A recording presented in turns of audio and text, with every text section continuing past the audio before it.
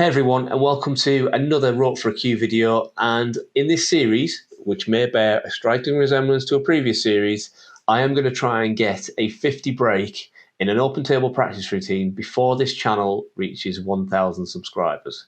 But how am I going to do it? Well, stick around to find out the details of the challenge and the first couple of attempts that I've done this week. Regular viewers will know that back in April this year, I tried to get a 50 break using a fixed position open table practice routine before the channel reached its 1 year anniversary at the end of May. Now, whilst I did do the 50 break, I didn't manage to get it on camera thanks to a few battery issues. I only recorded the first half of that 50 break, and unfortunately you had to take my word for the second half. Well, I've always felt that that didn't really count because I didn't manage to get it on camera. But my camera battery issues have at least been resolved thanks to a new camera and some fancy new power banks that are a little bit better than the previous ones I was using and can hold the charge on the camera a little bit better. So I'm going to try this again using the same fixed position open table practice routine. When I say fixed position, I mean that all the balls start off in the same position each time, as opposed to a natural open table practice routine where you would start the frame as you would a normal frame of snooker and split the reds and go from there. But I'm not going to set a specific date deadline for the challenge. Instead, I'm going to set it as when this channel reaches 1,000 subscribers, which is the next major growth milestone of a YouTube channel. I thought this might be quite interesting because at the current growth rate of the channel, we should hit 1,000 subscribers around the end of the year. It's going to be close. As you know, I am on a push to get 1,000 subscribers by the end of the year. And I think at the current rate, that should happen. But, you know, the growth rate slows and accelerates all the time on YouTube, so it might not. But you could influence the deadline of this challenge by, well, if you're not already subscribed, hit the subscribe button at the bottom of the screen or at the end of the video. Or if you're already subscribed, maybe share this video with one of your snooker playing friends and ask them to subscribe. So until I either reach the 50 break target or the channel reaches the 1,000 subscriber deadline, I'm going to put one of these videos out a week showing my best attempts for the 2 or 3 practice sessions over the week where I've tried it out. Even if I don't manage to beat my previous best, you'll at least get to see how that week's gone. Well, I've had 2 sessions of this already, so let's take a look at my best attempt from the first session. Now remember, this is the first time of me trying this routine since June, so go easy on me in the comments. And this was filmed on the 11th of October.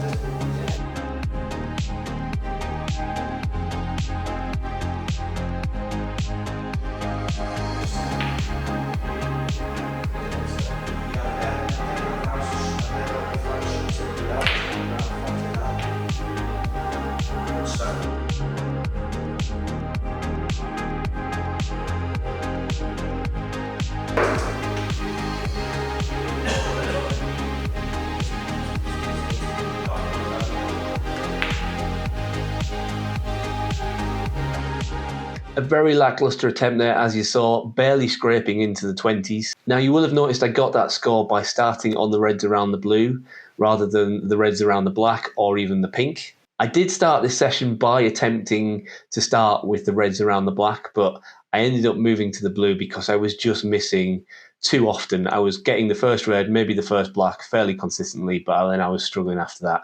And it was getting pretty frustrating. So I started on the blue. I know some of you in the comments will say start on the black because you'll get a higher break. And I'm listening, I promise, but just as we ease ourselves into this challenge, I'm just going to stick with the blue and then maybe move on to the black. And then hopefully once I've cleared the reds around the black, it will be a case of moving up to the blue, which I'll be used to, and then I can clear it fairly consistently.